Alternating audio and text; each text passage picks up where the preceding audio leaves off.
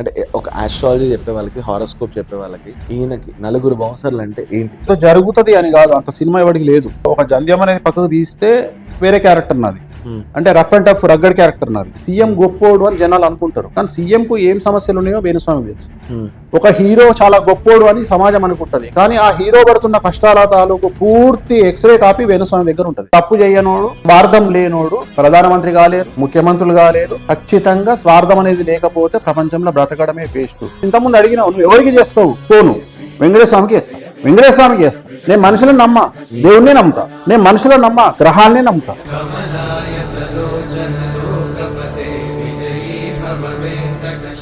ఈ ఫోటో చూడు. అవును, మీరు అప్పటి నుంచి ఉన్నారు, నాకు తెలుసు. ఆ ప్రశ్న నువ్వు జడ్జి నువ్వు చేయొద్దు. నువ్వు ప్రశ్న అడిగినప్పుడు నేను ఆన్సర్ చెప్పాలి. వేణుస్వామికి ప్రభాస్ జాతకం ఎట్లా తెలుసు, వేణుస్వామికి కేసీఆర్ జాతకం ఎట్లా తెలుసు అని అడిగినావు కదా, దానికి ఒక ఆన్సర్ ఉండాలి కదా, దానికి ఒక జడ్జిమెంట్ ఉండాలి కదా. వేణుస్వామికి ఎట్లా తెలుసు అనే విషయం చూపిస్తున్నాను నీకు నేను.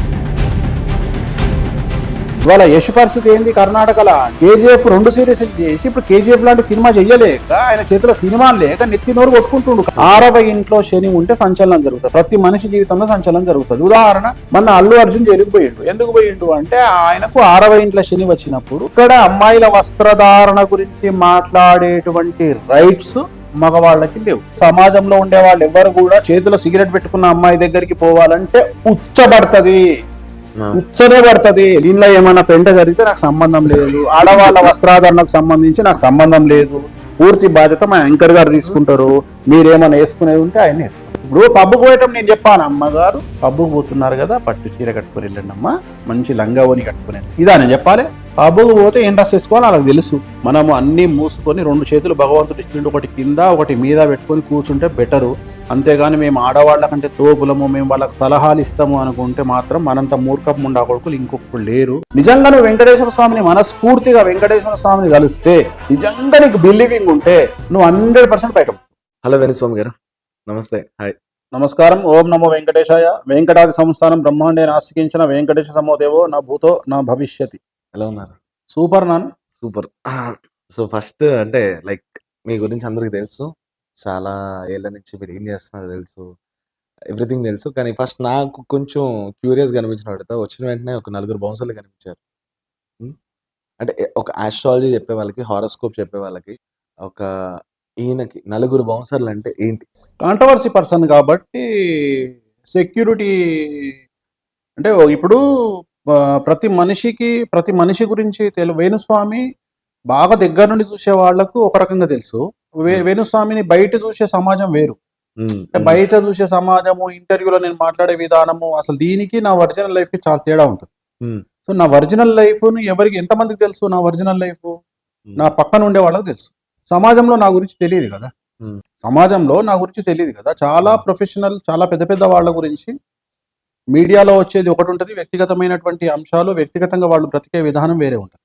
సో ఎవరన్నా మనకు తెలియకుండా, ఇప్పుడు ఉదాహరణ, ఇప్పుడు ఈ పబ్లిసిటీ వల్ల ఏంది, మనం బయటికి వెళ్తే నా గురించి ఒక 100 మంది సెల్ఫీలు దిగడానికి, మీద పడడానికో, ఇంకా దేనికో, లేదు ఇంకేదో కాంట్రవర్సీ చేయడానికో. అంటే ఎట్లుంటది అంటే, కాంట్రవర్సీ పర్సన్ నన్ను కాంట్రవర్సీ చేయడానికి చాలా మంది ప్రయత్నం చేస్తారు. చాలా మంది అంటే నేనంటే పడనోళ్ళు. సో ఆ సందర్భంలో మంచికో చెడుకో మనెంబడి ఉండడానికి ఒక 4 మనుషులు సెక్యూరిటీ పరంగా ఉండాలి. కాబట్టి అందుకని ఒక 4 సెక్యూరిటీ ఎప్పుడు ఉంటారు నా ఎంబడి. నేను ఎక్కడికి వెళ్ళినా ఉంటారు, స్టేట్ వరకే. అంతే. ఏంది అంటే ఏదన్నా ప్రాబ్లం క్రియేట్ అయింది అనుకో, దే విల్ హ్యాండిల్ ఇట్. సహజం కదా. అంటే ఆస్ట్రాలజీ చెప్పేవాళ్ళు అంటే బిచ్చపోళ్ళ ప్రెసిడెంట్ కూడా వాడు సెలబ్రిటీయే నా ఉద్దేశంలో. సో నేను సెలబ్రిటీనా కాదా అనేది నాకు అనవసరం. జనాలు ఏ విధంగా చూస్తారు, బట్ నాకు ఫస్ట్ వచ్చిన వెంటనే ఎవరికైనా అనిపిస్తుంది కదా, ఆ వచ్చిన విధంగానే అడిగాను నేను ఎవరిని. నేను అదే చెప్తున్నా, నేను కాంట్రవర్సీ పర్సన్. నేను అనే పాయింట్ ఏంటంటే, నన్ను ఇప్పుడు ఎట్లుంటది అంటే, జగన్ గెలుస్తాడు అని చెప్తే అపోజిషన్ పార్టీ నన్ను శత్రువుగా భావిస్తుంది. చంద్రబాబు గెలుస్తాడు అంటే ఇంకో పార్టీ నన్ను శత్రువుగా భావిస్తుంది. పవన్ కళ్యాణ్ గెలుస్తాడు అంటే ఇంకో పార్టీ శత్రువుగా భావిస్తుంది.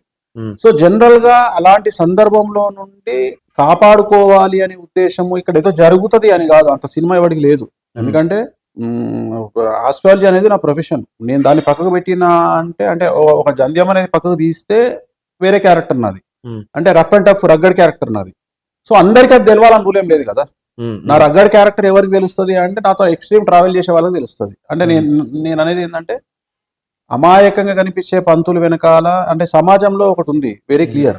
సమాజంలో ఏముంటది అంటే బ్రాహ్మిన్స్ ప్లస్ ఇష్యులు కొమటోళ్ళు ఈ ఇద్దరు చాలా సైలెంట్, ఇద్దరు డర్పుగ్గాళ్ళు పిరికి పిత్తులోళ్ళు అనేటువంటి స్లోగన్ బయటికి వెళ్ళింది.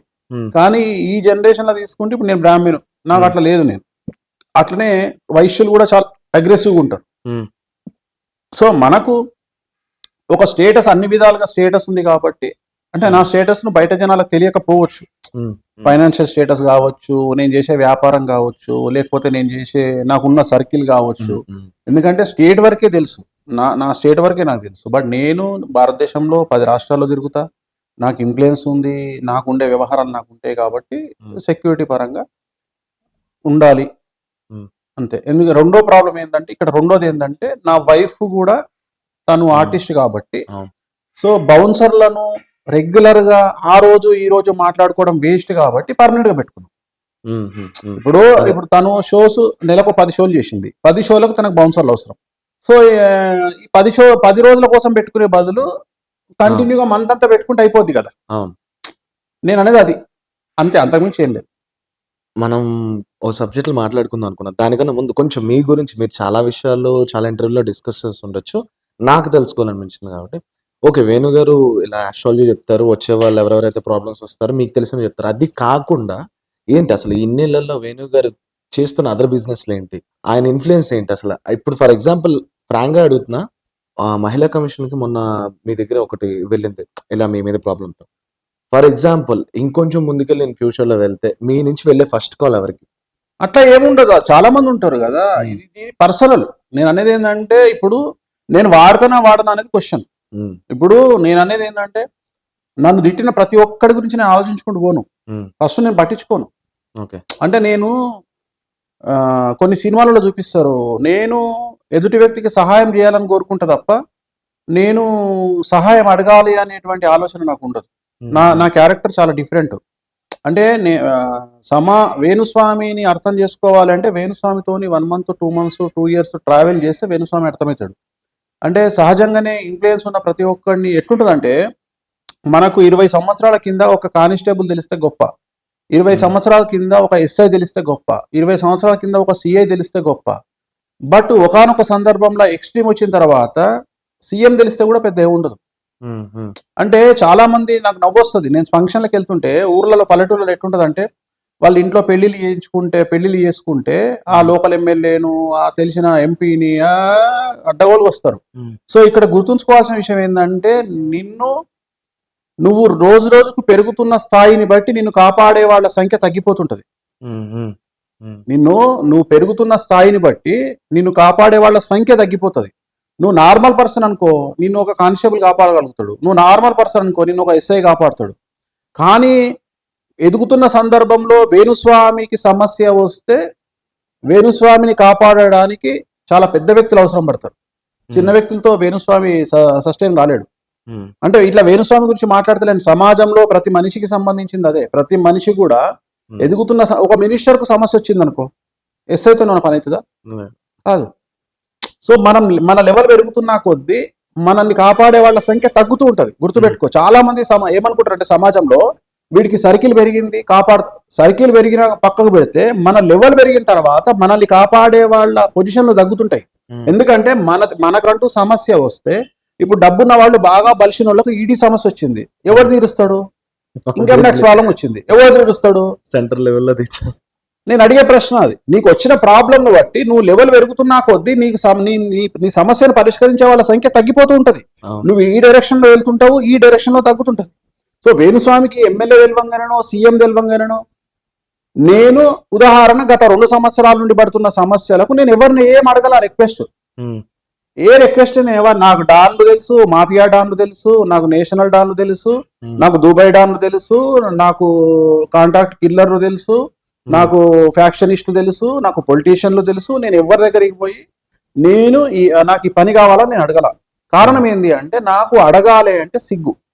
నేనేమంటానంటే ఒక జ్యోతిష్కుడుగా నన్ను నేను ప్రొటెక్ట్ చేసుకోలేనప్పుడు నా పూజలు నాకున్న పవరు నాకే పనికి రాకపోతే సమాజానికి ఏం పనికి వస్తాయి? హ్మ్. ఇప్పుడు పెద్ద పెద్ద ఈడీ కేసులు ఇరికిన వాళ్ళే నా దగ్గరకు వస్తారు, పెద్ద పెద్ద సిబిఐ కేసులు ఇరికిన వాళ్ళే నా దగ్గరకు వస్తారు. నేనే పోయి ఒక వ్యక్తిని అయ్యా నాకు ఈ సమస్య వచ్చింది అని అడిగితే దానంత దరిద్రము చెండాలం ఇంకోటి లేదు. హ్మ్. సో ఫస్ట్ ఏమంటాడంటే నువ్వు దేవుళ్ళని నమ్ముతావు, నువ్వు నమ్మే దేవుళ్ళు నీకేం సహాయం చేస్తలేరా, హ్మ్. నువ్వు పెద్ద తోపు తురుము అంటావు స్వామి, నువ్వు పూజలు చేస్తా అంటావు, నీ పూజలే నీకు పనికి రాకపోతే నువ్వు సమాజానికి ఏం చేస్తావు? హ్మ్. సో నేను నా పూజలను నమ్ముకొని, నా దేవుని నమ్ముకొని, నేను నమ్మిన దేవుళ్ళని నమ్ముకొని పూజలు చేసి నేను బయటపడతా సమస్యల నుండి తప్ప, నేను వానికి ఫోన్ చేసి వీధికి ఫోన్ చేసి నాకు ఈ హెల్ప్ చేయండి ఈ హెల్ప్ చేయండి అని నేను ఎవరిని అడగను, నేను ఎవరిని అడగను. ఓకే. సో నాకు ఏ సమస్య వచ్చినా నాకు ఎట్లా హ్యాండిల్ చేయాలి అనే విషయం నాకు తెలుసు. రెండోది బీ ప్రిపేర్, ఓకే. అంటే ఆలోచించి ఏం చేయాలన్నా మనం వెళ్ళేటప్పుడే మన దారి మనకు క్లారిటీ ఉంది. హ్మ్. సో అన్నిటికంటే ముఖ్యం తెలుగు రాష్ట్రాల మీద, తెలుగు రాజకీయాల మీద, తెలుగు మనుషుల మీద, తెలుగు సోషల్ మీడియా మీద వేణుస్వామికి ఉన్న క్లారిటీ తెలుగు రాష్ట్రాల్లో ఎవ్వడికి లేదు. ఫస్ట్ పర్సన్ టాప్ ప్రయారిటీలో నేనే ఉంటా. నాకున్నంత అవగాహన, నేను తిన్నని దొబ్బులు, నేను తిన్నని మింగులు ఇంకెవరు తినలా ఈ తెలుగు రాష్ట్రాలలో. సో ఎక్స్ట్రీమ్ తిన్నా, సో అన్ని రకాలుగా ఎక్స్ట్రీమ్ తిని ఒక జ్ఞానోదయం అయ్యి ఒక అర్థం చేసుకొని చాలా చాలా క్లారిటీ ఉంటుంది. నా విషయంలో చాలా క్లారిటీ ఉంటుంది. అంటే ఒక వ్యక్తికి ఏం సమస్య ఉన్నది అనే విషయము సోషల్ మీడియాలో తెలిసే విధానము, వ్యక్తిగతమైన విధానం చాలా తేడా ఉంటుంది. సీఎం గొప్పోడు అని జనాలు అనుకుంటారు, కానీ సీఎంకు ఏం సమస్యలు ఉన్నాయో వేణుస్వామికి తెలుసు. ఒక హీరో చాలా గొప్పోడు అని సమాజం అనుకుంటది, కానీ ఆ హీరో పడుతున్న కష్టాల తాలూకు పూర్తి ఎక్స్రే కాపీ వేణుస్వామి దగ్గర ఉంటుంది. అంటే ఆయన పర్సనల్ వ్యవహారం నుండి, ఆయన ప్రేమ వ్యవహారం నుండి, ఆయన కుటుంబ వ్యవహారం నుండి, ఆయన ఆస్తి తగాదాల నుండి, ఆయనకి ఎన్ని కోట్ల అప్పులు ఉన్నాయి దగ్గర నుండి, ఆయనకి ఏమి హెల్త్ ప్రాబ్లమ్స్ ఉన్నాయి దగ్గర నుండి A to Z వేణుస్వామి దగ్గర ఒక పెద్ద డేటా ఉంటుంది. అట్లనే సీఎంలకు సంబంధించిన డేటా ఉంటుంది, సీఎం కొడుకులకు సంబంధించిన డేటా ఉంటుంది, పెద్ద పెద్ద తోపు తురుము డాన్లకు సంబంధించిన డేటా ఉంటుంది. సో చాలా మందికి సంబంధించిన డేటా ఉంటుంది. అట్లా వేణుస్వామి దగ్గర అంత ఇన్ఫర్మేషన్ ఉన్న తర్వాత వీళ్ళకి ఇన్ని సమస్యలు ఉన్నాయి, నా సమస్యనే కాదు అనుకుంటా నేను. అంతేగాని నాకేదో సమస్య రాగానే వీళ్ళకు ఫోన్ చేసి మీరు దీనివల్ల ఇది నాదే కాదు, ఇది మీరు కూడా జనాలకు చెప్పదలుచుకున్న పాయింట్ ఏంటంటే ఇది మీరు కూడా ట్రై చేయకండి. వేణుస్వామి గారికి okay, political background, cinema background, ఈ బ్యాక్గ్రౌండ్ అన్ని పక్కన పెడితే మనీ ఇంపార్టెంట్, మనీ బ్యాక్గ్రౌండ్ ఖచ్చితంగా ఉండాలని ఎప్పుడు తెలిసింది. మీ గుండెల మీద ఒట్టేసుకొని చెప్పి ఇప్పటి వరకు మనీ కోసం మీరు ఎప్పుడైనా ఏమైనా తప్పులు చేశారా, చేయలేదా, ఏం తెలుసుకున్నారు? అంటే మనీ అనేది అన్నిటికంటే ముఖ్యం లైఫ్లో. సో భారతదేశంలో అసలు తప్పు చేయనటువంటి వ్యక్తి ఎవరు లేరు, including Venu Swamy, including any person. ఈ భారతదేశంలో మనకు 3 కేటగిరీలు ఉంటాయి. రిచెస్ట్, సంవత్సరానికి 50 లక్షల ఆదాయం పైన కలిగిన వాళ్ళు 1% ఉంటారు భారతదేశం మొత్తంలో. బిలో 50 లక్షలు ఉండేవాళ్ళు 12% ఉంటారు. అంటే 12 + 1 13% అయింది. ఇంకా సంవత్సరానికి 5 లక్షలు కూడా సంపాదన లేనటువంటి వాళ్ళు కనీసం ఒక 80% ఉంటారు భారతదేశంలో. డబ్బు సంపాదించే ప్రతి ఒక్కడు భారతదేశంలో ఖచ్చితంగా తప్పులు చేస్తాడు. ఒక టీచర్ కూడా తప్పు చేస్తాడు. ఎట్లా తప్పు చేస్తాడు అంటే Form 16 అని ఒక ఇన్కమ్ ట్యాక్స్ కు సంబంధించిన సబ్మిట్ చేయాల్సిన ఒక పేపర్ ఉంటుంది, దాంట్లో కూడా స్కామ్ చేస్తాడు ఒక టీచర్. అట్లా ప్రతి ఒక్కడు జిఎస్టీ ఎగ్గొడతాడు, ప్రతి ఒక్కడు ఇన్కమ్ ట్యాక్స్ ఎగ్గొడతాడు. అసలు ప్రతి ఒక్కడు భారతదేశంలో తప్పు చేయడు ఉండడు. అంటే నువ్వు ఒక మాట అన్నావు కదా, మీరు ఎప్పుడు తప్పు చేయలేదని. సో నేను కూడా తప్పు చేస్తా, ప్రతి ఒక్కడు తప్పు చేస్తాడు. కానీ ఆ తప్పుకు కొలమానం ఉంటుంది కదా. ఏముండదు, కొలమానాలే తొక్కలేదు. ఇప్పుడు హైదరాబాద్ లో క్యాసినో ఓపెన్ చేసినాం అనుకో, బొక్కలు ఇరుగుతాయి. మరి గోవాలో ఓపెన్ చేసారు కదా, సేమ్ భారతదేశంలో ఉన్నావు కదా, ఏం కొలమానం ఉంది? సో ఈ రోజు రైటు, రేపు రాంగు, ఈ రోజు రాంగు, రేపు రైటు. అందుకనే దేశ కాలమాన పరిస్థితులను బట్టి మనం తీసుకునేటువంటి నిర్ణయాలు, మన ఒపీనియన్లు మారుతూ ఉంటాయి. ఈ రోజు నీకు ఈ ప్రాబ్లం, ఇవాళ నువ్వు ఈ మాట మీద ఉంటావు, రేపు ఇంకో మాట మీద ఉంటావు. ఎందుకుంటుంది? తప్పు చేయనోడు, స్వార్థం లేనోడు ప్రధానమంత్రి కాలేరు, ముఖ్యమంత్రులు కాలేరు, డబ్బు సంపాదించేటువంటి లెవెల్కు ఎదగలేరు. ఖచ్చితంగా స్వార్థం అనేది లేకపోతే ప్రపంచంలో బ్రతకడమే వేస్ట్. మంచి చెడులు అనేవి ఓన్లీ చెడే ఉంటుంది, మంచి అనేది ఉండదు. ఎందుకంటే మంచి ఎవ్వడు చెయ్యడు. డబ్బు కాదు ముఖ్యం, బంధాలు ముఖ్యం. బంధాలే ముఖ్యమైతే ఒకటే క్వశ్చన్, సూపర్ స్టార్ హీరోకు బెడ్రూమ్లోకి ఎందుకు ఫుడ్ పోతుంది, అదే తమ్ముడికి డైనింగ్ టేబుల్ దగ్గరికి ఎందుకు వచ్చి తింటాడు ఫుడ్? ఇద్దరికి బెడ్రూమ్లోకి పోవాలి కదా ఫుడ్, ఎందుకు పోతుంది? కలెక్టరు కలెక్టర్కున్న వాల్యూ కలెక్టర్ తమ్ముడికి ఎందుకు ఉండదు? సేమ్ ఉండాలి కదా ఇంట్లో. తల్లిదండ్రులు కూడా ఒక కొడుకు కలెక్టర్, ఒక కొడుకు అటెండర్ అయితే అటెండర్కు వాల్యూ ఇయ్యరు, కలెక్టర్కు వాల్యూ ఇస్తారు. ఇంకా బంధాలు ఎక్కడి? సో ఇవన్నీ సొల్లు పురాణాలు మాట్లాడుకోవడానికి తప్ప దేనికి పనికిరావు. అవన్నీ దాటి దాటి దాటి దాటి ఇక్కడ దానికి వచ్చినాము అన్నీ. ఇంకోటి తెలుసా, నీ ప్రొఫెషన్ వైజ్గా నువ్వేదో ప్రశ్న అడగాలని, ఆల్రెడీ నాకంటే ఎక్కువ దెబ్బలు నువ్వే తింటావు. సో నువ్వు అడగాలే కాబట్టి నా ముందర కెమెరా ముందర కూర్చున్నావు కాబట్టి మీరు ఇట్లా నాకంటే నీకు బాగా ఎక్కువ తెలుసు, ఎందుకంటే పైకి వస్తున్నావు కాబట్టి. సో ప్రతి మనిషి దెబ్బలు తిని తిని తిని తిని తిని ఫైనాన్షియల్గా సఫర్ అయ్యి ఈ స్టేజ్కి వస్తారు. చాలామంది డబ్బులు ఉన్న వాళ్ళని విమర్శిస్తారు. ఏమని? ఆ డబ్బులున్నోడు వాడు ఎవ్వడికి సహాయం చేస్తలేడు, ఆ డబ్బులున్నోడు వాడు ఎందుకు ఇంత మూర్ఖంగా తయారయ్యిండు, వాడు ఎందుకు ఇంత కంజూస్ తయారయ్యిండు, పిల్లికి కూడా బిచ్చం పెట్టట్లేదు అని మాటలు మాట్లాడతారు. వాళ్ళందరూ ఎందుకు అట్లా తయారవుతారంటే వాళ్ళు జీవితంలో సహాయాలు చేసి చేసి చేసి సర్వం సంకనాకి పోయింటారు. ఎందుకంటే బంధువులకు సహాయం చేసి దొబ్బించుకుంటారు, స్నేహితులకు సహాయం చేసి దొబ్బించుకుంటారు. ఇట్లా చేసి చేసి చివరికి వాళ్ళు చెంపల మించ పళ్ళ కొట్టుకుంటారు. ఆ కృష్ణ సినిమాలో బ్రహ్మానందం బెల్ట్ తీసుకొని కొట్టుకుంటాడు. అట్లా కొట్టుకొని చివరికి ఒక జ్ఞానోదయం ఏమవుతుందంటే, ఆహా మనం ఎవరికైనా సహాయం చేస్తే మనం తప్పు చేసినట్ట అని చివరికి వాళ్ళు జ్ఞానోదయం అయి మారిపోతారు. అట్లనే నేను కూడా మారిపోయినా. డబ్బు అనేది ఇంపార్టెన్స్. సో ఈ తప్పులు గిప్పులు నేను అసలు మోరల్స్ ఎథిక్స్ వాటికి నేను విలువయ్యాను. సో నేనేం మర్డర్లు మానభంగాలు చేయట్లా, నేనేమి 2 నెంబర్ దందాలు చేయట్లా, నేనేమి ఏమంటారు ల్యాండ్ కబ్జాలు చేయట్లా. బట్ దందాలు చేసే వాళ్ళకి మీరు పూజలు చేసే వాళ్ళకి కాపాడుతున్నారు. నా ఇష్టం, నా ప్రొఫెషన్ కదా అది. ఇప్పుడు ఒక సామెత ఉంది, మంత్రసాధతనం ఒప్పుకున్న తర్వాత పిల్లొచ్చినా పీసొచ్చినా తీయాలంట బయటికి. అట్లనే వేణుస్వామి అనే ఆస్ట్రాలజర్, ఇప్పుడు ఉదాహరణ, ఇప్పుడు గుళ్ళె పంతులు ఉన్నాడు, వెంకటేశ్వర గుళ్ళె పంతులు ఉన్నాడు, ఒక రౌడీ షీటర్ గుళ్ళెకి పోయిండు, ఆరతిస్తాడా? నువ్వు రౌడీ షీటర్ వెళ్ళిపో అంటాడా? అన్నాడు కదా. మానభంగం చేసినోడు వచ్చిండు అనుకుందాం, దేవుని దగ్గరికి పోయి వాడు ఏమంటాడు? మానభంగం చేసినోడు నా కేసు కోర్టులో నడుస్తుంది, నాకు బెయిల్ కావాలనో లేకుంటే నా కేసు కొట్టేయాలనో దేవుని దగ్గరికి పోతాడు, ఆరాధిస్తాడు కదా పంతులు. సో ఒక సామెత ఉంది, మంగలి, డాక్టరు, చాకలి, మేము ఎవరు వచ్చినా ఓకే చేయాల్సిందే. మా దగ్గరికి ముస్లిమ్స్ వచ్చినా యాక్సెప్ట్ చేస్తాము, క్రిస్టియన్స్ వచ్చినా యాక్సెప్ట్ చేస్తాము, ఎవరు వచ్చినా మేము జాతకాలు చూడాల్సిందే. సో ఎవరికైనా మేము పూజలు చేస్తాం. సిబిఐ ప్రాబ్లం ఉంది, వచ్చిండు, బెయిల్ కావాలంటే పూజ చేయాలి. సార్ ఒక విషయం, నేను బొట్టు పెట్టుకున్నా, అన్ని నమ్ముతానని కదా, దేవుడిని నమ్ముతానని. ఇది నా తరపు నుంచి కాదు, జనాల తరపు నుంచి అడుగుతున్నా. ఫర్ ఎగ్జాంపుల్, నిజంగా ఒకరి ప్రాబ్లం వచ్చింది, సిబిఐ ప్రాబ్లం వచ్చిందో లేదంటే ఏదో బెయిల్ రావట్లేదు, పూజ చేస్తే నిజంగానే వాళ్ళకి అవుతుంది అంటారు? 100% ఆస్కింగ్. మీ లైఫ్ లో ప్రయత్నం కూడా ఉండాలి, ప్రయత్నం కూడా ఉండాలి. ఇప్పుడు ప్రయత్నం అంటే నీకు సిబిఐ అవగాహన నీకు లేదు. ఇప్పుడు సిబిఐ కేసు ఉంది, సిబిఐ కేసు ఫేస్ చేసేటానికి సినిమా ఎంత ఉంటుంది? వన్ లెవెల్ ఎక్కడ ఉంటుంది? అదే చెప్పాను కదా, సెంట్రల్ వైజ్ గా ఉంటుంది. అయిపోయింది. మరి వాడి ప్రయత్నానికి ఇక్కడ భగవంతుని ప్రయత్నం తోడైతుంది. ఎందుకు కాదు? 100% అవుతుంది. ఇవాళ అంత దూరం ఎందుకు పోతున్నావు? హాస్పిటల్లో బయట మెయిన్స్ ఎమర్జెన్సీ గేట్ల దగ్గర దేవుని గుళ్ళు ఎందుకు కడుతురు? డాక్టర్లే తోపులైతే దేవుని గుళ్ళతో పనేముంది? ఏ గుడికి పోదాం మనం? ఏ హాస్పిటల్కి పోదాం మనం? నీకు తెలిసిన హాస్పిటల్ పేరు ఒకటి చెప్పు. ఏదైనా ఉంటుంది, ప్రతి దగ్గర ఉంటుంది. ప్రతి హాస్పిటల్లో ఎమర్జెన్సీ ఎగ్జిట్ లో ఎమర్జెన్సీ గేట్ అని ఒకటి ఉంటుంది. ఎమర్జెన్సీ వార్డుకు ఎదురుగానే ప్రతి ఒక్క దేవాలయం, నేమిట్ హైదరాబాద్ లో ఏ హాస్పిటల్ పేరు చెప్తావో చెప్పు. ఎందుకున్నది? డాక్టర్లు తోపులు తూర్ములు అయినాక దేవుళ్ళతో ఏం పని ఉంది? పోనీ డాక్టర్లు కూడా లాస్ట్ కి ఏం చెప్తారు? మొత్తం అయిపోయిన తర్వాత doctor operation theatre door open చేసుకుని వచ్చి బయటికి ఏం చెప్తాడు? మా ప్రయత్నం మేము చేసినాం, మిగతాది అని ఆకాశంలోకి చూస్తాడు. అంటే భగవంతుడు డిసైడ్ చేస్తాడు. సో భగవంతుడి మీద నమ్మకం ఉంటే ఏదైనా జరుగుతుంది. నీకు భగవంతుడి మీద నమ్మకం ఉండాలి. నువ్వేమైనా నరకాన్ని అనుభవిస్తే, నువ్వేదైనా ప్రాబ్లంను అనుభవిస్తే నువ్వు పోయి చెప్పుకోవాల్సింది ఒకే ఒక్కడికి, భగవంతుడికి. వెంకటేశ్వర స్వామికో, ఆంజనేయ స్వామికో, అమ్మవారికో, ఎవరి దగ్గరకో పోయి అయ్యా నా పరిస్థితి ఇది, నేను ఈ కండిషన్ లో ఉన్నా, నన్ను కాపాడు అని చెప్పి నువ్వు దేవునికి మాత్రమే మొరబెట్టుకుంటావు.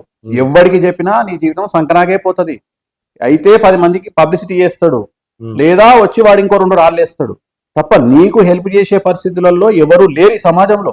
అందుకని నువ్వు డైరెక్ట్ గా నువ్వు బయటికి రావడానికి భగవంతుడు అనేవాడు ఒక కౌన్సిలింగ్ గానో, ఒక స్నేహితుడు గానో, నిన్ను రక్షించే ఒక రక్షకుడిగానో ఉపయోగపడతాడు. ఇక్కడ భగవంతుడు వెంకటేశ్వర స్వామి ఉన్నాడు. వెంకటేశ్వర స్వామి దగ్గరికి ఎందుకు పోతాం మనం? పొలోమంటూ కోట్ల మంది ఎందుకు పోతున్నారంటే వెంకటేశ్వర స్వామి వారి దగ్గరికి రక్షించమని కోరుకునేవాడు ఒకడు.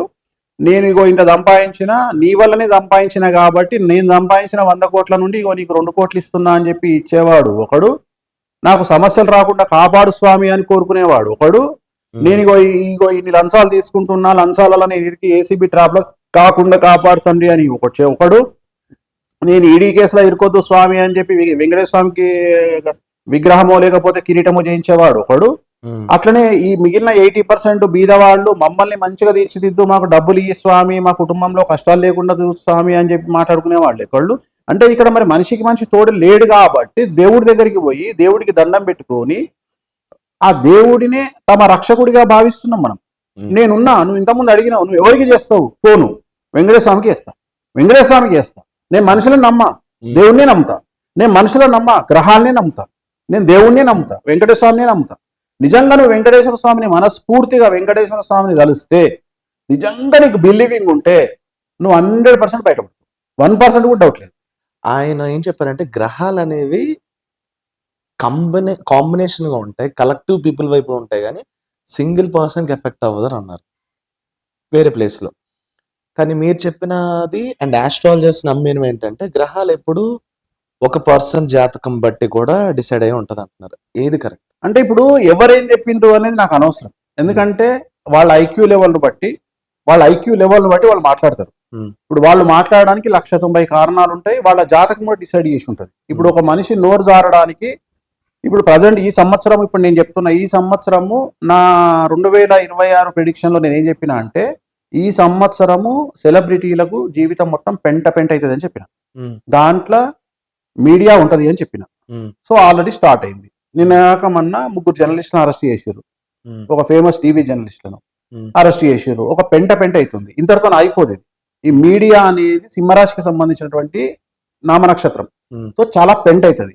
ఈ సంవత్సరం చాలా మంది మీడియా ముందు టంగు స్లిప్ అవుతారు, అంటే మైక్ ముందు టంగు స్లిప్ అవుతారు, చాలా పెంట అవుతుంది. దాంట్లో వేణుస్వామి కూడా ఉండొచ్చు, ప్రాబ్లం ఏం లేదు. ఎందుకంటే ఒకవేళ అందరితో పాటు నేను కదా. సో అట్లనే ఒక్కొక్కళ్ళు ఒక్కొక్క మాటలు మాట్లాడతారు. గ్రహాలు ఒక మూకుమ్మడి ఉన్నాయి, గుంపు ఉన్నాయి. సో ఆ మాట్లాడినటువంటి వ్యక్తి మెడలో జంజం ఉందా లేదా అనేది పక్కన పెడితే, ఒకవేళ జంజం వేసుకున్న వ్యక్తి ఆ మాట మాట్లాడితే ఈజ్ అన్ఫిట్ మాట్లాడడానికి. ఒకవేళ అతనికి జంజం ఉంటే ఈజ్ అన్ఫిట్. ఎందుకంటే గ్రహాల గురించే నువ్వు మాట్లాడలేకపోతున్నావు అంటే, ఇప్పుడు ఉదాహరణ చెప్తా. భారతదేశంలో ఒక కల్చర్ ఉంది, ఏంటంటే మనకు పండుగల కల్చర్ ఉంది. కానీ పాశ్చాత్య దేశాలకు పండుగ కల్చర్ లేదు. అందుకనే వాడు ఏం పెట్టుకుంటాడు? డాడీల తద్దినం, మమ్మీల తద్దినం, అంటే mother day, father's day, children's day వాడు పెట్టుకుంటాడు. ఎందుకంటే మనకి వేరే డే లేవు కదా. మనకు తొలి ఏకాదశి నుండి మొదలుకుంటే ఉగాది దాకా పండగలు మనకు సీజన్ బట్టి పండగలు, రైట్? సో చాలా వ్యవహారాలు పాశ్చాత్య దేశాలకు మనకు చాలా చాలా చాలా చాలా తేడాలు ఉంటాయి. మనకంటూ కొన్ని పండుగలు ఉన్నాయి. ఉదాహరణ, కొంతమంది చెప్తారు, మీరు ముక్కోటి ఏకాదశి నాడు దేవాలయానికి పోకండి, జనవరి 1 నాడు దేవాలయానికి పోకండి అని చెప్పడం వల్ల మనం ఏదైతే చెయ్యొద్దని అంటామో జనాలకు చేస్తారు, ఇంకా పెరుగుతుంది క్రౌడ్. అర్థమైందా? ఎందుకంటే జనాలకి ఇప్పుడు చూడు, మన ముక్కోటి ఏకాదశి నాడు భయంకరమైన సెలబ్రిటీలు తిరుపతి దర్శనం చేసుకున్నారు. ఫస్ట్ టైం అంటే చరిత్రలో హైయెస్ట్ అనేది. ఎందుకు అంటే కష్టాలు అనేవి, నమ్మకాలు అనేవి పెరుగుతా ఉన్నాయి. సో డబ్బులు ఉన్నోడికే కష్టాలు ఎక్కువ ఉంటాయి, డబ్బు లేనోడి కంటే. డబ్బు లేనోడు గుడిసెల ప్రశాంతంగా నిద్రపోతాడు, డబ్బులు ఉన్నోడు దాన్ని ఎట్లా కాపాడుకోవాలి నానా సంకల్పం నాకుతాడు. సో ఖచ్చితంగా జనాలు వెళ్ళి అక్కడ ఉంటారు. సో మనము కంట్రోల్ చేయలేము. అంటే గ్రహాలు గుంపు ఉంటాయి. గ్రహాలు అనేవి, నవగ్రహాలు అనేవి ప్రతి మనిషి జీవితాన్ని కమాండ్ చేస్తాయి. ఇక్కడ జ్యోతిషం ఎప్పుడు మిస్ అవుతుంది అంటే, నువ్వు గ్రూప్ రిలేటెడ్ జాతకం చెప్పినట్టు మిస్ అవుతుంది. గ్రూప్ రిలేటెడ్ జాతకం అంటే ఉదాహరణ, ఒక సీఎం గురించి మాట్లాడినప్పుడు, లేకపోతే ఒక పార్టీ గురించి మాట్లాడినప్పుడు దేర్ ఈజ్ ఎ ఛాన్స్ ఒక 8% మిస్ అవ్వడానికి అవకాశం ఉంటుంది. కానీ వ్యక్తిగతమైనటువంటి జీవితాన్ని విశ్లేషించినప్పుడు జాతక పరంగా 100% ఖచ్చితంగా ఆ వ్యక్తి ఎప్పుడు చనిపోతాడు అనేది కూడా చెప్పగలుగుతాం. కానీ ఇక్కడ ఖచ్చితంగా పుట్టినటువంటి సమయం అనేది మాక్సిమం 40 మినిట్స్ కంటే తేడా ఉంటుంది. ఎందుకంటే పుట్టినటువంటి సందర్భంలో లగ్నం అనేది 2 గంటల పాటు ఉంటుంది. అంటే ప్రతిరోజు మనకు 12 లగ్నాలు ఉంటాయి. 24 గంటలు అంటే 12 × 2 24 గంటలు. సో ఆ లగ్నం దాటితే జాతకం మిస్ అయిపోతుంది. సో అందుకని ఏమంటామంటే మాక్సిమం మనకు దొరికిపోవాలి జాతకం, ఆ టైం దొరకాలి. ఇప్పుడు తెలంగాణ ప్రాంతంలో ఎట్లుంటది సిస్టమ్ అంటే, తెలంగాణ ప్రాంతంలో ఇంచుమించు 2000 సంవత్సరం వరకు జాతకాలు ఎవరు రాయలే. ఇక్కడ ఎట్లుంటది అంటే 1984లో పుట్టినవు, సంక్రాంతికి 2 రోజుల ముందు పొద్దున్నే గోజలు బయటికి పోతున్నాయి అంటారు. మా దగ్గర తెలంగాణ సంప్రదాయం నేను చెప్తున్నా. ఓకే.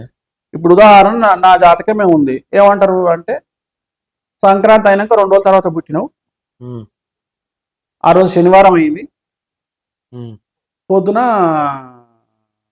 వందే మాత్రం వస్తుంది రేడియోలో అంటారు. ఓకే. అంటే ఎగ్జాక్ట్గా వందే మాత్రం ఎప్పుడు వచ్చేది? 5 నిమిషాల దాకా 6ంటికి వచ్చేది. అంటే తెలిసిన వాళ్ళకు, అంటే 1970 ప్రాంతంలో పుట్టిన వాళ్ళకు వందే మాత్రం ఎప్పుడు వస్తుంది రేడియోలో అంటే 5 నిమిషాల దాకా 6ంటికి వస్తుంది. అంటే 5 నిమిషాల తక్కువ 6ంటికి పుట్టినావు, సంక్రాంతి తర్వాత 2 రోజులు అంటే 6. అప్పుడు ఆ ఇయర్లో నువ్వు పుట్టిన ఇయర్ల సంక్రాంతిని కనుక తీస్తే ఆ 14 తారీఖు వచ్చిందా 15 తారీఖు వచ్చిందా చూస్తే దాని తర్వాత వచ్చిన శనివారం నాడే నువ్వు పుట్టినవని అర్థం. దీన్ని మనం పంచాంగంలో ఎత్తుకుతే దొరుకుతుంది. సో మా లెక్కలవి.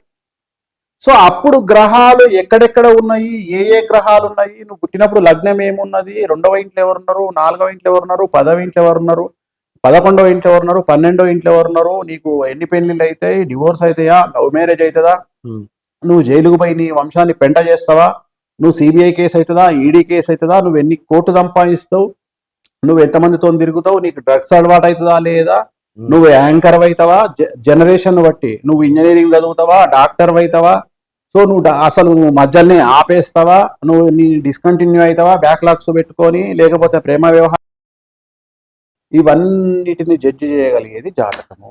ఈ జాతకం తెలవాలి అంటే నీ టైం తెలవాలి. నీ టైం తెలిసిన తర్వాత కూర్చొని ఒక పొద్దున్న నుండి సాయంత్రం వరకు 5 గంటలు మనకి కావాలనుకుంటే ఆ వ్యక్తికి సంబంధించిన ఆటోబయోగ్రఫీ మంచిగా సీడీలో వేసి ఇవ్వచ్చు మనం. ఇప్పుడు నాకంటే ఓకే, మీరు జూబ్లీహిల్స్ ఉన్నారు, మణికొండలో ఉంటే తెలుస్తుంది. ఓకే, ఈయనకి ఉన్న ఇన్ఫ్లుయెన్స్‌కి తెలుస్తదని.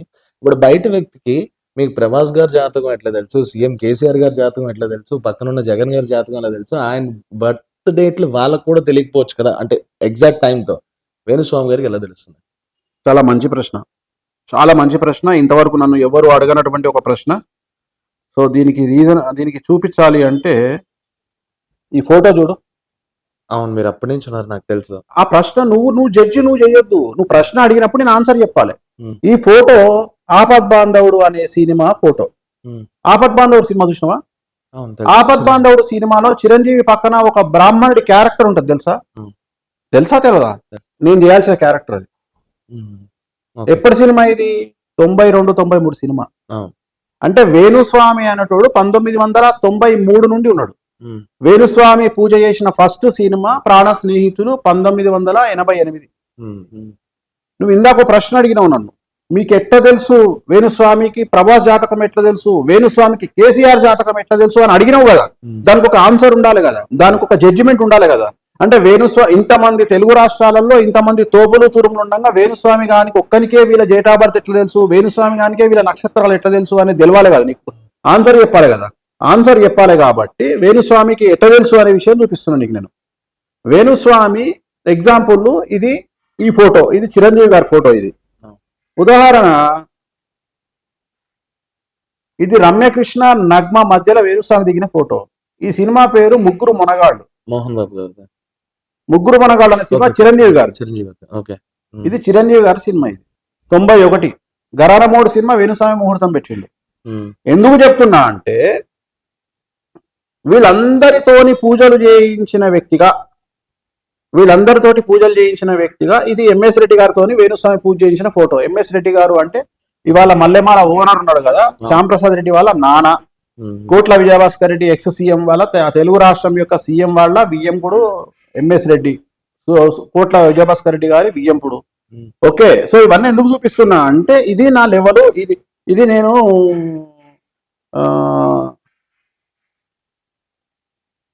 జూన్ 4వ తేదీ 1998 నరసింహనాయుడు సినిమా ఓపెనింగ్. బాలకృష్ణ గారిది. ఉమ్, అంటే ఇవి ఎందుకు చూపిస్తున్నా నీకంటే, ఇవాళ రాత్రి వచ్చి ఇది మహేష్ బాబు గారిని సినిమా ఇండస్ట్రీలో నిలబెట్టడానికి నా సొంత డబ్బులతోని పద్మాలయ స్టూడియోలో నేను సొంత డబ్బులు పెట్టుకొని పూజ చేసినప్పటి సందర్భం. సినిమా పేరు వంశీ. ఉమ్, వంశీ సినిమా పూజ షూటింగ్ టైంలో ఈ షెట్టు మీద ఉంటారు మహేష్ బాబు గారు. ఉమ్, ఇది నా సొంత డబ్బులు పెట్టుకొని, నా సొంత డబ్బులు, నేను డబ్బులు తీసుకోలే మహేష్ బాబు దగ్గర, నా సొంత డబ్బులు తీసుకొని పెట్టుకొని పద్మాలయ స్టూడియో ఫ్లోర్ లో నేను పూజ చేసిన ఫోటో ఇది. ఓకే. అంటే ఇవి ఎందుకు చెప్తున్నా అంటే, తెలుగు సాంప్రదాయము, తమిళనాడు సాంప్రదాయము అని రెండు సాంప్రదాయాలు ఉంటాయి.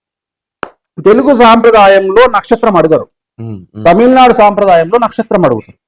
మేము ఫాలో అయ్యేది తమిళనాడు సాంప్రదాయం. ఇప్పుడు ఉదాహరణ, నేను సినిమా ముహూర్తం చేసినప్పుడు చంద్రబాబు నాయుడు గారి ఇంట్లో నేను 10 సంవత్సరాలు పూజ చేసిన. చంద్రబాబు నాయుడు గారు అంటే ప్రస్తుత ఆంధ్రప్రదేశ్ ముఖ్యమంత్రి గారు, ఆయన ఇంట్లో 10 ఏళ్ళు పూజ చేసిన. 1994లో నేను ఆయన ఫైనాన్స్ మినిస్టర్ కూర్చోబెట్టిన, 2 సార్లు సీఎం గా కూర్చోబెట్టిన. ఆ డేట్లు మీరు ఈనాడు పేపర్ తీస్తే ఫ్రంట్ పేజీలో నా ఫోటో ఉంటుంది. నాతో పాటు మా బావగారి ఫోటో, నా ఫోటో ఇద్దరు ఉంటారు. సో నేను ఆయన దగ్గర అసిస్టెంట్ గా పనిచేసిన. మా బావగారు ఆయన ఇంట్లో మొన్నటి వరకు ఇంచుమించు పూజ చేశారు. ఇప్పుడు ఇంకా కంటిన్యూ చేస్తారు. నా సొంతం బావ అంటే నా అక్క భర్త. సో ఇప్పుడు చంద్రబాబు నాయుడు గారు మేము ఇంట్లో పూజ చేసినప్పుడు ఏం చేస్తామంటే, సార్ మీ నక్షత్రం అండి అని అడుగుతాం. ఆన్సర్ వచ్చింది కదా. ఇప్పుడు జూనియర్ ఎన్టీఆర్ గారితో సినిమా చేసిన. ఉదాహరణ అదుర్స్ సినిమా నేను చేసిన. ఇప్పుడు అదుర్స్ సినిమా పూజ చేసినప్పుడు ఎన్టీఆర్ను అయ్యా మీ నక్షత్రం అంటామా అనమా? అన్నప్పుడు ఆయన ఏం చెప్తాడు? నక్షత్రం చెప్తాడా చెప్పడా? ఈ అవైలబిలిటీ, ఈ యాక్సెసిబిలిటీ వేరే హాస్టల్స్ ఉంటుందా? అడుగుతున్నా నాన్న నిన్ను, ఉంటదా? లేదు. పవన్ కళ్యాణ్ నీ నక్షత్రం ఏంది అని అడిగి యాక్సెస్ ఎవరికి ఉంటది? సుస్వాగతం సినిమా పూజ చేసిన వేణుస్వామికి ఉంటది. అక్కడ అమ్మాయి ఇక్కడ అబ్బాయి పూజ చేసిన వేణుస్వామికి ఉంటది. ఇవాళ పవర్ స్టార్ పవన్ కళ్యాణ్ మీకు తెలుసు, కానీ అక్కడ అమ్మాయి ఇక్కడ అబ్బాయి పవన్ కళ్యాణ్ వేణుస్వామికి తెలుసు. ఇవాళ చిరంజీవి మీకు తెలుసు, ఆపద్ బాంధవ్ టైంలో చిరంజీవి వేణుస్వామికి తెలుసు. అర్థమైందా? చెన్నారెడ్డి పీరియడ్ లో నేను పనిచేసిన, నేదురుమల్లి జనార్దన్ రెడ్డి పీరియడ్ లో నేను పనిచేసిన. నాకు 13 సంవత్సరాలు ఉన్నప్పుడు నేను సినిమా ఇండస్ట్రీకి వచ్చిన. కాబట్టి సినిమా ఇండస్ట్రీ, పొలిటికల్ ఇండస్ట్రీకి సంబంధించిన ప్రతి వ్యక్తికి సంబంధించిన నక్షత్రము, డేట్ ఆఫ్ బర్త్ నా దగ్గర ఉంటుంది. ఎందుకంటే మీకు ఇవాళ సోషల్ మీడియా పెరగంగానే వేణుస్వామి కనిపిస్తుండు. వేణుస్వామి జీవితం అంతా గడిచిందే పద్మాలయ స్టూడియోలో. వేణుస్వామి బతికిందే ఫిలిం నగర్ రోడ్ల మీద. ఎందుకంటే పొద్దున్న లేస్తే నా లైఫే ఇది. శ్రీరాములయ్య సినిమా ఓపెనింగ్ నేను చేసిన. బాంబ్ బ్లాస్ట్ నా పక్కన జరిగింది. శ్రీరాములయ్య సినిమా ఓపెనింగ్ నా పక్కన జరిగింది. పరిటాల రవి గారి ఇంట్లో నాకు 13 సంవత్సరాలు 15 సంవత్సరాలు ఉన్నప్పటి నుండి నేను పూజ చేసిన. సో నువ్వు ఎంత పెద్ద పొలిటీషియన్ పేరైనా తీసుకో, ఎంత పెద్ద సినిమా ఇండస్ట్రీ పేరైనా తీసుకో. ఎల్వి ప్రసాద్ గారు, ఆయన బర్త్డే నా బర్త్డే ఒకటే రోజు. ఐమాక్స్ ఓనర్ ఎల్వి ప్రసాద్ గారు అంటే. సో ఆయన దగ్గర పూజ చేసిన, ఆయన ఇంట సత్యనావతం చేసిన నేను. అంటే నేను ఇండస్ట్రీకి వచ్చింది నేను 76లో పుడితే 88, 89 నుండి నేను సినిమా ఇండస్ట్రీకి వచ్చిన. అప్పుడే సినిమా ఇండస్ట్రీ చెన్నై నుండి హైదరాబాద్కి వచ్చింది. హైదరాబాద్కి వచ్చిన తర్వాత ఇక్కడ పద్మాలయ స్టూడియో, అన్నపూర్ణ స్టూడియో ఏర్పాటైంది, రామాయణ స్టూడియో ఏర్పాటైంది. అప్పుడు సినిమా ఇండస్ట్రీ యాక్సెసిబిలిటీ చాలా తక్కువ. రెండోది, ఇప్పుడున్నంత సెక్యూరిటీ అప్పుడు లేదు. అప్పుడు జనాలందరూ ఒక్కసారి స్టూడియో లోపలికి వెళ్ళిపోతే నువ్వు ఎవరి దగ్గర కంటే వాళ్ళ దగ్గరికి పోయేటువంటి యాక్సెసిబిలిటీ ఉంటుంది. ఇప్పుడు అట్లా లేదు. ఇప్పుడు నువ్వు స్టూడియో లోపలికి ఎంటర్ కాలేవు. ఇప్పుడు నీకు బౌన్సర్లు ఉంటారు. ఇప్పుడు జనాలు దగ్గరికి రానివ్వరు. అప్పుడు అట్లా ఉండేది కాదు. అప్పుడు ఒకసారి లొకేషన్ లో చేరేసుకొని కూర్చుంటే చిరంజీవి గారి పక్కనే మనం కూర్చోవచ్చు. అప్పుడు కార్ వ్యాన్లు లేవు. అప్పుడు ఏమైనా ఉంటే రూమ్ లోకి పోయి ఏసీ కింద రూమ్ లో కూర్చోవాల్సిందే తప్ప ఇప్పుడు లేదు. సో అలాంటి సందర్భంలో ఆ రోజు నుండి ఉన్నటువంటి హీరోల దగ్గర నుండి మొదలుకుంటే, పెద్ద ఎన్టీఆర్ గారి దగ్గర నుండి మొదలుకుంటే, ఈ రోజు నిన్నమన్న వచ్చినటువంటి చిన్న హీరో వరకు వేణుస్వామి దగ్గర డేటా ఉంది. ఎందుకుంది? చంద్రబాబు నాయుడు గారి నక్షత్రము పుష్యమి నక్షత్రం. తెలుగు రాష్ట్రాలలో ఏ ఒక్క ఆస్ట్రాలజర్కు తెలియదు ఈ విషయం. ఒకడు రేవతి అంటాడు, ఒకడు ఉత్తరాభాద్ర అంటాడు, ఒకడు భరణి అంటాడు, ఒకడు కృత్తిక అంటాడు. ఎందుకు అంటే వేణుస్వామికి ఎట్లా తెలుసు అంటే, చంద్రబాబు నాయుడు గారి ఇంట్లో పూజ చేసినప్పుడు నక్షత్రం అడిగినాం కాబట్టి తెలుసు. ఇప్పుడు ఉదాహరణ, చిన్న ఎన్టీఆర్ ఉన్నాడు. చిన్న ఎన్టీఆర్ నక్షత్రం ఒకటి, చిన్న ఎన్టీఆర్ చేసుకునే బర్త్డే ఒకటి, చిన్న ఎన్టీఆర్ పుట్టినటువంటి రోజు ఒకటి. చాలా మందికి తెలియదు ఆ విషయం. ఎందుకు అంటే వేణుస్వామికి ఎన్టీఆర్ జాతకం చూసాడు కాబట్టి తెలుసు. ఇట్లా చాలా కాంట్రవర్సీస్ ఉంటాయి. ఉదాహరణ, పాతకాలంలో పంచాంగం రాసేటప్పుడు నువ్వు 18వ తేదీ నాడు పుడితే, 18వ తేదీ నాడు పొద్దున 5 గంటలకు పుడితే, ఉదాహరణ నువ్వు మార్చి 18 పుట్టినావు ఉదయం 5 గంటలకు. కానీ నీ జాతకం రాసే పంతులు ఏం రాస్తాడు అంటే 17వ తారీఖు రాస్తాడు. ఎందుకంటే సాంప్రదాయం ప్రకారం పొద్దున 4:30 5 దాటితేనే 6 దాటితేనే మనకు కౌంట్ అవుతుంది డే. లేకపోతే ఇంగ్లీష్ క్యాలెండర్ లెక్క మా క్యాలెండర్ ఉండదు. మా సిస్టమ్ ఏంటంటే 6 to 6 ఉంటుంది. ఇవాళ ఉదయం 6 గంటల నుండి రేపు ఉదయం 6 గంటల వరకు మాకు ఒక దినం, అంటే సూర్యోదయం టు సూర్యోదయం వరకు మాకు ఒక డే. అందుకని నీకు ఏం రాస్తారు, నువ్వు మార్చి 18 పుడితే మేము మార్చి 17 రాస్తాం. కానీ నువ్వు ఆ కన్ఫ్యూజన్ ఉంటావు, మాకు క్లారిటీ ఉంటుంది. అట్లనే చాలా మంది సెలబ్రిటీలకు సంబంధించిన కొన్ని క్లారిఫికేషన్స్ లేవు, కానీ వేణుస్వామి దగ్గర క్లారిఫికేషన్స్ ఉంటాయి. సో రెండవది, నన్ను ఎవరెవరు కలుస్తున్నారు అనే విషయం మీకట తెలుస్తుంది. సో వేణుస్వామి చేసే పూజలు, వేణుస్వామి చేసేటువంటి పరిష్కారాలు ఇంకెవరు చేయలేడు.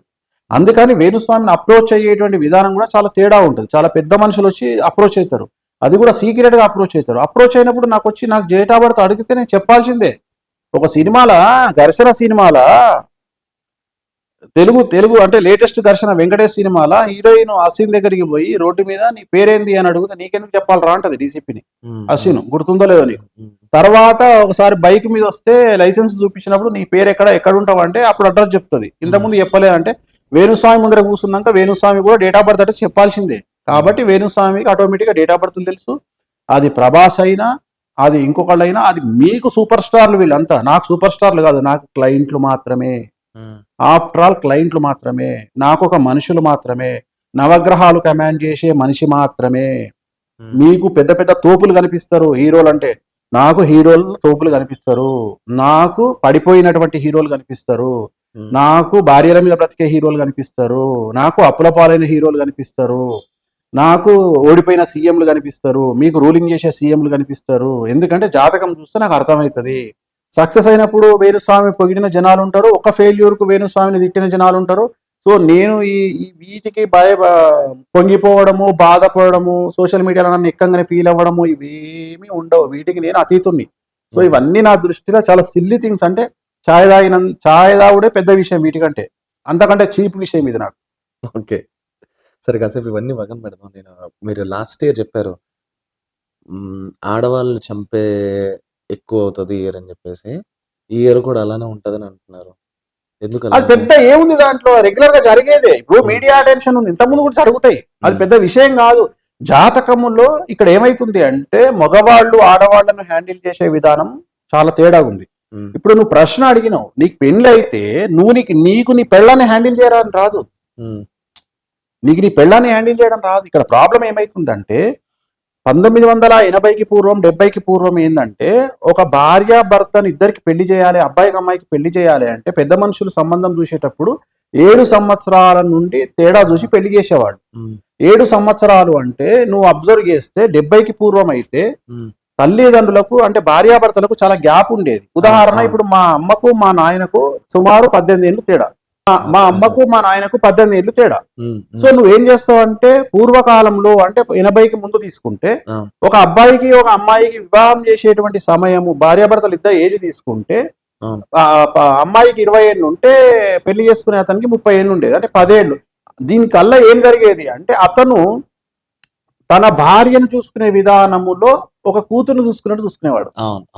కానీ ఈ జనరేషన్ అమ్మాయిలకు బుద్ధి కరెక్ట్ గా పనిచేయక నాకు 6 నెలలే పెద్దగా ఉండాలి అబ్బాయి, నాకు సంవత్సరమే పెద్దగా ఉండాలి అంటే వీడికి అదే టెంపర్మెంట్ ఉంటుంది, ఈ అమ్మాయికి అదే టెంపర్మెంట్ ఉంటుంది, ఇద్దరు దన్నుకొని విడాకులు తీసుకుంటారు. అందుకని ఏం చేస్తారు హీరోయిన్లు, తెలివిగల్లోళ్ళు సెకండ్ మ్యారేజ్ చేసుకుంటారు. ఎవరిని చేసుకుంటారు? ఏజ్ ఎక్కువని చేసుకుంటారు. సెటిల్ అయినటువంటి పెద్ద హీరోయిన్లు అందరినీ తీసుకో, ఆల్మోస్ట్ అందరు సెకండ్ మ్యారేజ్ చేసుకుని సెటిల్ అయిన వాళ్ళే. నువ్వు ఎంత పెద్ద హీరోయిన్ తీసుకో, శ్రీదేవి కూడా అంతే, బోనికపూర్ ను చేసుకున్నాక సెటిల్ అయింది. ఎందుకు చేసుకుంది అంటే పెద్ద ఏజ్ లో పెద్దవాళ్ళని చేసుకుంటే ఏమైతుంది అంటే కూతురు లాగా చూసుకుంటాడు ఆ మనిషి అమ్మాయిని. అందుకనే కనీసం 5 సంవత్సరాలు 6 సంవత్సరాలు గ్యాప్ ఉండే అబ్బాయిని చేసుకుంటే తనకి ఏమనిపిస్తుంది అంటే ఈ అమ్మాయి చిన్న అమ్మాయి అని ఎక్కడో కన్సర్న్ ఉంటది. చిన్నది కదా, చిన్నది కదా, ప్రతి తప్పును వాడు ఏమనుకుంటాడంటే చిన్నది కదా, చిన్నది కదా అనుకుంటాడు. కానీ అదే But సేమ్ అది ఏజ్ లో గొడవలు అవుతాయి. ఇప్పుడు అది కుదరదు కదా. మాక్సిమం 1 ఇయర్ డిఫరెన్స్ కన్నా ఎక్కువగా చూసుకోవట్లేదు. మహా అయితే 2 ఇయర్స్. అది వాళ్ళ తప్పది. నేను అనేది మరి అలా చేసుకున్న వాళ్ళు ఖచ్చితంగా డివోర్స్ అవుతాయి అందరికి. అంటే డివోర్స్ లో అవుతాయా అంటే ఇది జనరల్ ఒపీనియన్. ఇక్కడ అండర్స్టాండింగ్ ప్రాబ్లం గురించి మాట్లాడుతున్నాం. డివోర్స్ అవ్వడానికి జాతకపరమైన విశ్లేషణ, డివోర్స్ అవ్వడానికి ప్రధానమైన కారణము జాతకపరమైనటువంటి విశ్లేషణ. దానికి కొన్ని లెక్కలు ఉన్నాయి.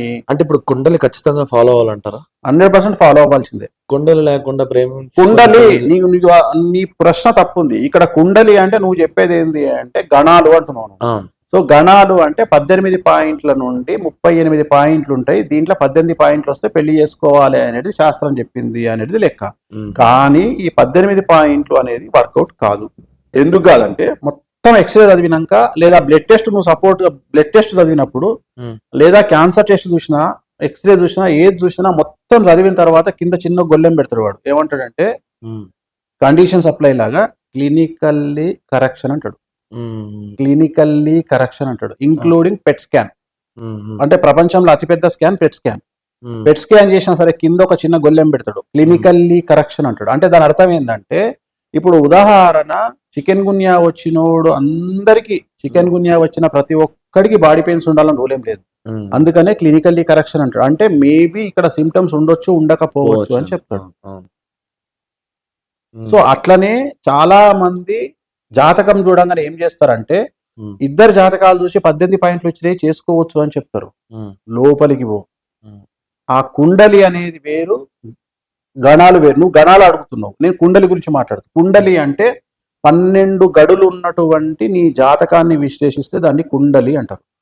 ఉదాహరణ కుండలి అంటే ఏందో ఒకసారి చూద్దాం, అంటే నీకు చూపిస్తా. సో కుండలి అంటే ఇప్పుడు ఉదాహరణ ఇది కుండలి, ఇది కుండలి, జాతకం వేసినప్పుడు వేస్తారు. ఇది కుండలి. ఇప్పుడు చూడు 12 గళ్ళు ఉంటాయి ఇక్కడ. మేషం, వృషభం, మిథునం, కర్కాటకం, సింహం, కన్యా, తులా, వృశ్చికం, ధనుసు, మకరం, కుంభం, మీనం. సో 12 గడులు, దీన్ని కుండలి అంటాం. సో ఇప్పుడు ఉదాహరణ 19 జనవరి 2026 సాయంత్రం 4:27 పుట్టినటువంటి అబ్బాయి నక్షత్రం, అబ్బాయో అమ్మాయో శ్రవణ నక్షత్రము మకర రాశి అవుతుంది. మకర రాశి మిథున లగ్నం అయింది. ఇప్పుడు ఇందాక నువ్వు లగ్నం అని చెప్పిన. సో ఇక్కడ నుండి లెక్క పెట్టుకుంటే ఇగో ఇప్పుడు లగ్నంలో గురువు ఉన్నాడు, అంటే గజకేసరి యోగంలో పుడతారు పుట్టినోళ్ళు. ఇప్పుడు మంచి టైం ఇప్పుడు ఇది. సో ఇప్పుడు ఈ కుండలిని కనుక తీసుకుంటే అసలు అబ్బాయి అమ్మాయి జాతకంలో కలుస్తుందా కలవదా?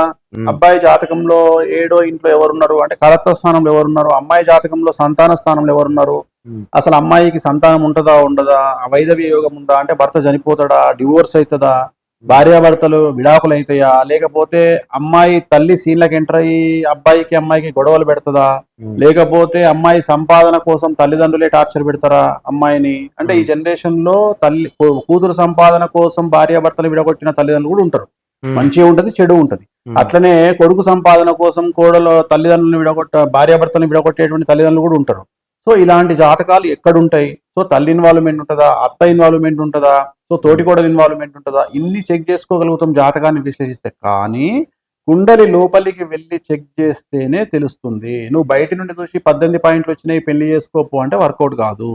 అంత డీప్ గా జాతకాన్ని విశ్లేషణ చేయాలి. ఎందుకంటే దేశ కాలమాన పరిస్థితులను బట్టి వాళ్ళ అమ్మాయిలు ఎక్స్ట్రీమ్ ముందుకెళ్ళిన సందర్భంలో మనం క్లారిటీ తీసుకోకుండా తొందరపాటు నిర్ణయాలు జ్యోతిష్కుడు తీసుకొని నీకు బాగుంది 20 పాయింట్లు వచ్చినాయి పెళ్లి చేసుకోపో అనేది తప్పు. సో ఖచ్చితంగా కుండలి చెక్ చేసి, అబ్బాయి అమ్మాయి కుండలి చెక్ చేసి వాళ్ళ 6వ ఇంట్లో ఎవరున్నారు, ఆ సంతాన స్థానంలో ఎవరున్నారు, కళత్ర స్థానంలో ఎవరున్నారు, వ్యయ స్థానంలో ఎవరున్నారు అనేది చెక్ చేసుకొని వాళ్ళకు ఆయుష్ పరిస్థితి ఏంది అనేది చెక్ చేసుకొని మనం డిసిషన్ తీసుకుంటే కాపురాలు బాగుంటాయి. ఓకే. సో నార్మల్ హ్యూమన్ కి ఈ రాసులు ఎఫెక్ట్ అవుతుందని చెప్పారు మీరు.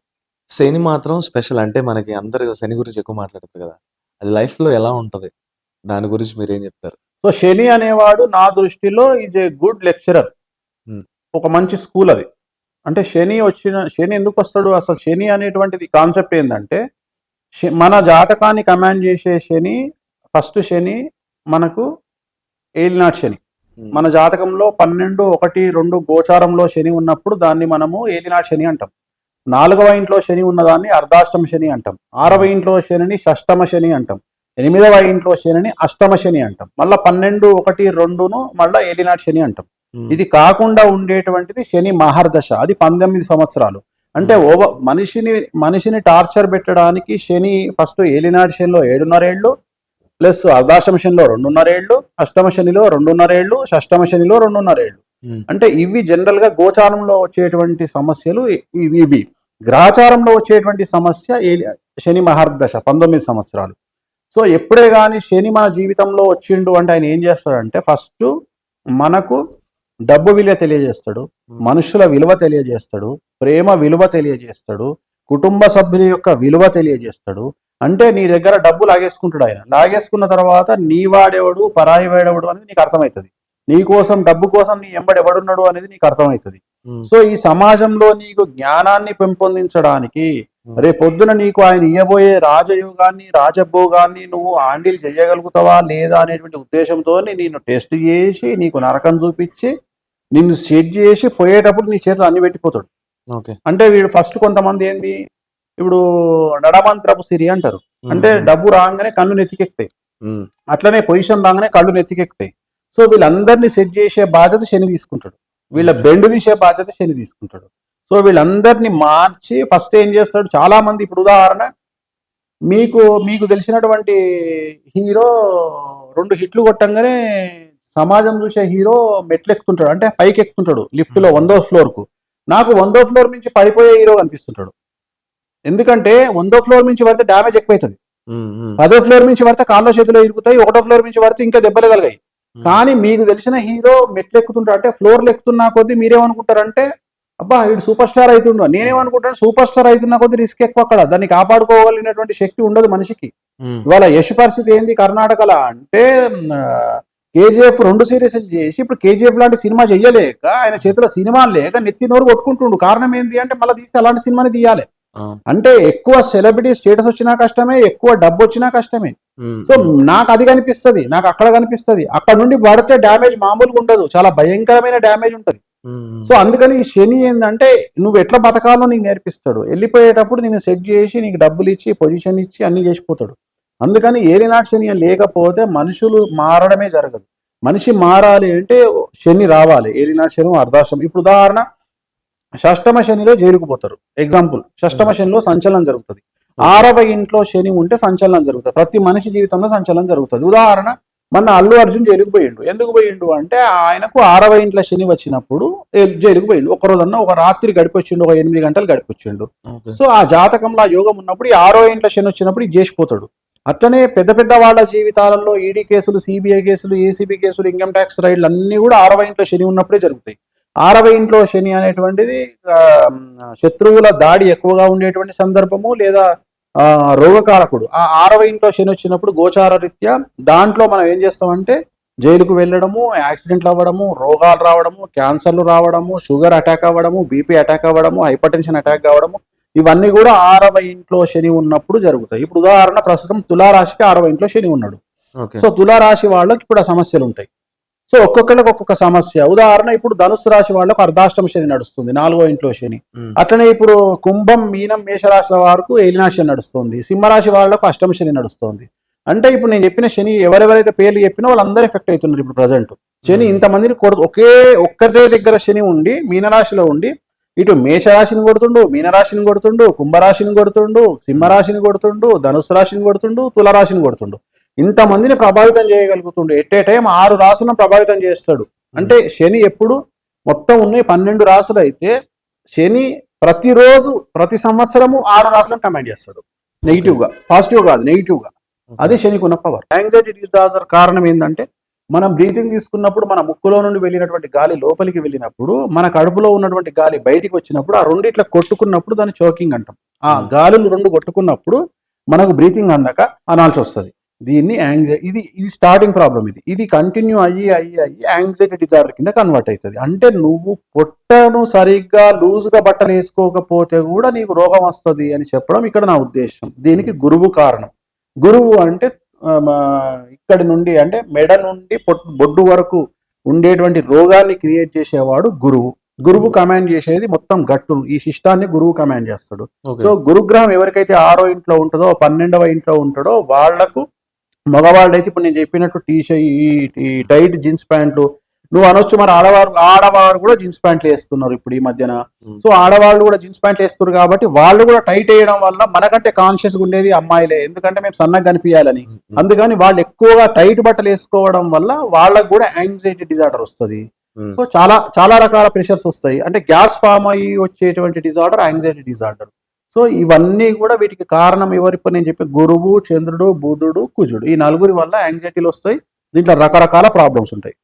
మీరు ఇందులో వస్త్రధారణ అన్నారు కదా, అసలు వస్త్రాల వల్ల కూడా చాలా కాంట్రవర్సీలు జరుగుతున్నాయి కదా. సో ఆస్ట్రాలజీలో నిజంగా క్లాతింగ్ గురించి కానీ వేసే వస్త్రధారణ గురించి కానీ ఏమైనా ఉంటాయా? అసలు ఆస్ట్రాలజీకి బట్టలకు సంబంధం లేదు. ఉమ్, ఇప్పుడు హీరోయిన్ అన్నప్పుడు స్విమ్ సూట్ వేయాలి, ఉమ్, స్విమ్ సూట్ వేయాలి, ఎక్స్పోజింగ్ చేయాలి. ఉమ్, చీరలు కడితే ఎవడు చూస్తాడు? ఉమ్, ఫస్ట్ ఎవడు చూస్తాడు? మనమే చూడం. ఉమ్, మనమే చూడం. చీరలు కట్టుకుంటే, 2 చీరలు కట్టుకుంటే సినిమాలే నడవవు.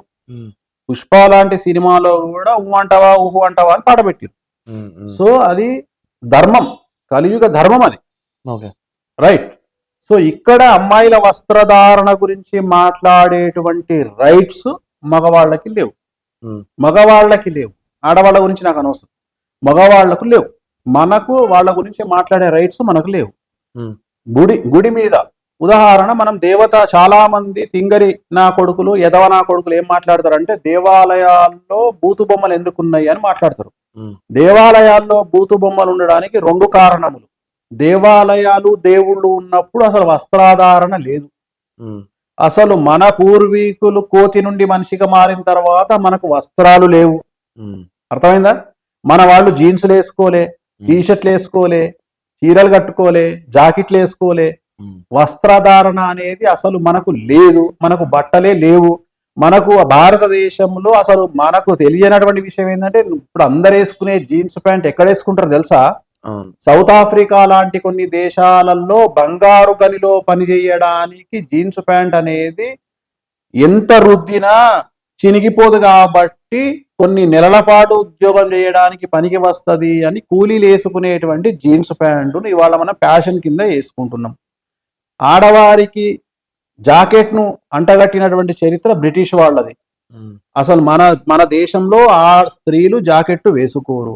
అంటే మనము ఒకవేళ డెవలప్మెంట్ అయిన భారతదేశంలో మగవాళ్ళు ధోతి, మగవాళ్ళు కుర్తా, ధోతి వేసుకునేవాళ్ళు. ఇవాళ మనము కుర్తా లేదు, ధోతి లేదు. ఇవాళ మనం ఏమేమో బట్టలు వేసుకుంటున్నాం. సో ఒక్కొక్కడ సాంప్రదాయాన్ని బట్టి, ఒక్కొక్క వాళ్ళకు ఉండేటువంటి ఫ్లెక్సిబిలిటీని బట్టి వాళ్ళ బట్టలు వేసుకుంటారు. ఉదాహరణ, స్విమ్మింగ్ పూల్కి పోయే అమ్మాయి స్విమ్ సూట్ వేసుకుంటుంది, బీచ్లో స్విమ్ చేసే అమ్మాయి స్విమ్మింగ్ సూట్ వేసుకుంటుంది. సో ఆమె కంఫర్టబిలిటీ. అంత దూరం ఎందుకు పోతున్నావు? ఇవాళ టెన్నిస్ ఆడేటువంటి అమ్మాయి, ఆమె ఒక చిన్న షార్ట్, ఇలాంటి చిన్న గౌన్ వేసుకొని టెన్నిస్ ఆడుతుంటే ఆమె ఆటను చూస్తున్నావా, ఆమె వస్త్రాలను చూస్తున్నావా? ఉమ్, ఆమె ఆటనే చూస్తున్నావు కదా. నీకు హీరోయిన్ గొప్ప, ఉమ్, అవునా? అవును. నేను పూజ చేస్తా, నా టీం 10 మంది ఉంటారు. అవును. నేను పూజకు వచ్చే అమ్మాయి హీరోయిన్కి చెప్తా, స్వామి మేము ఏం డ్రెస్ వేసుకురావాలి అని అడుగుతుంది. ఉమ్, నీకు ఏది కంఫర్టబుల్ ఉంటే వేసుకొచ్చుకో తల్లి అంట. అవును. ఆ అమ్మాయి స్లీవ్లెస్ వేసుకొని వచ్చింది. ఇప్పుడు నువ్వు చెప్పేదాన్ని బట్టి ఆ హీరోయిన్ సొంగ కాసుకుంటూ నువ్వు చూస్తావు. నేను క్లయింట్ గా చూస్తా. నేను ఆ అమ్మాయిని దేవతా స్వరూపంగా చూస్తా. ఆ అమ్మాయితో పూజ చేయిస్తా. నా దగ్గర ఉన్న గ్రూప్ అంతా కూడా ఆ అమ్మాయిని ఒక క్లయింట్ గా చూస్తారు తప్ప ఆ అమ్మాయి హీరోయిన్ అని మర్చిపోతాం. సో మా చూసే విధానంలో మాకు ఒక పాజిటివ్నెస్. నువ్వు ఎట్లొచ్చి కూర్చున్నా నేను బెట్టుగట్టి చెప్తా, ఆ అమ్మాయి షార్ట్ వేసుకొని వచ్చి కూర్చున్నా, చిన్న షార్ట్ వేసుకొని టీ షర్ట్ వేసుకొని కూర్చొని వచ్చినా మేము పూజ నిర్వహిస్తాము. మాకు ఎక్కడ మేము డిస్టర్బెన్స్ కాము. మా ఆలోచన విధానంలో మార్పు రాదు. మేము చూసే విధానంలో మార్పు రాదు. ఇక్కడ నేను ఒకే విషయం చెప్తా. ఇక్కడ మీరు అన్నట్టు నేను ఉన్నాను కదా, నేను ఫస్ట్ ఐఎమ్ యాక్సెప్టెడ్. ఎలా అంటే అమ్మాయిలకు నచ్చిన డ్రెస్సులు వాళ్ళ ఇష్టం, అది వాళ్ళ పర్సనల్, దాన్ని నేను ఏమనట్లేదు. కానీ ఒక అబ్బాయిగా చెప్తున్నా, ఒక అబ్బాయిగా ఇది ఎవడైనా కాదని అంటే వాడొచ్చి ఫేక్ అనే చేస్తాడని తప్ప కాదని కాదు. బయటకు వచ్చిన తర్వాత ఎవరైనా పొట్టి బట్టలు వేసినప్పుడు ఖచ్చితంగా కళ్ళు వెళ్తాయి. ఆడు ఏ ఉద్దేశం చూశాడు అనేది సెకండరీ వస్తుంది, తర్వాత ఒక డికేడ్ తర్వాత వస్తుంది. కానీ ఫస్ట్ కళ్ళు వెళ్తాయి. ఎందుకంటే మనం పుట్టిన విధానం ఒక 25 ఏళ్ళు కాదు, ఒక 2500 సంవత్సరాల నుంచి మనకు అలానే బతికాం. కప్పుకొని ఉన్నప్పుడు ఒకలా ఉంటది, కప్పుకోకుండా ఉన్నప్పుడు ఫస్ట్ కళ్ళు అటు వెళ్తాయి. కళ్ళు వెళ్ళిన తర్వాత 2 సెకండ్లు అనుకుని ఏంటి ఇలా ఉన్నారు అనుకుంటారు, కొంతమంది బాగున్నారు అనుకుంటారు, తర్వాత వాళ్ళ పని వాళ్ళు చేసుకుంటారు. ఇదేంటి తప్పులేదు, వాడి పని వాళ్ళు చేసుకున్నప్పుడు. కొంతమంది ఏంటి దాన్ని దాటి వెళ్ళి వాళ్ళని టీస్ చేస్తారు. ఆ వెధవల గురించి మనం మాట్లాడలేం కాబట్టి వాళ్ళు ఏం చెప్పారంటే కప్పుకొని నీ దగ్గర ఉన్నప్పుడు నువ్వే కప్పుకుంటే ఇంకా బెటర్ కదా అన్నారు. సో ఇప్పుడు నువ్వు చెప్పిన దాన్ని బట్టి ఒకవేళ బట్టలు సరిగ్గా వేసుకోనటువంటి వాళ్ళే సఫర్ అవ్వాలి. కానీ ఈ రోజు వరకు ఇప్పటి వరకు జరిగినటువంటి రేపు సంఘటనలన్నీ కూడా నిండుగా బట్టలు వేసుకున్న వాళ్లకు మాత్రమే జరిగినాయి. సమాజంలో ఉండే వాళ్ళు ఎవరు కూడా చేతిలో సిగరెట్ పెట్టుకున్న అమ్మాయి దగ్గరికి పోవాలంటే ఉచ్చబడుతుంది. లిటరల్ గా ఇదే భాష మాట్లాడుతున్నా, ఉచ్చబడుతుంది. ఎందుకు అంటే అమ్మాయి సిగరెట్ తాగుతుందిరా, తంతగరా మనల్ని అని భయపడతారు. అట్లనే ఒక అమ్మాయి షార్ట్ వేసుకొని రోడ్డు మీద తిరుగుతుంటే ఆ అమ్మాయి దగ్గరికి పోతే తంతగరా అని భయపడతారు. కానీ ఎవరైతే సభ్యతా సంస్కారంతో నిండు బట్టలు వేసుకుంటారో వాళ్ళ మీదనే దాడి జరుగుతున్నది. ఏ సాంప్రదాయం మనది కాదు. నేను అదే చెప్తున్నా, అమ్మాయిలను రిస్ట్రిక్ట్ చెయ్యి, బట్ నువ్వు కూడా గోసి కట్టుకో, నువ్వు కూడా ధోతి కట్టుకో, నువ్వు కూడా చేసుకో. ఇంకోటి ఖచ్చితంగా మగవాడికి మన సాంప్రదాయం, భారతీయ సాంప్రదాయం ప్రకారం సిక్కు ఉండాలి. రేపటి నుండి నువ్వు సిక్క పెట్టుకో, అంటే జుట్టు పెట్టుకో. ఎవరు పెట్టుకుంటుండు? ఈ వెస్టర్న్ కల్చర్ లా ఇంత సిస్టమేటిక్ వచ్చిన తర్వాత ఇంతమంది పనిచేస్తున్నారు. పైలట్ ఉంది, చీర కట్టుకొని నడిపిస్తుందా పైలట్?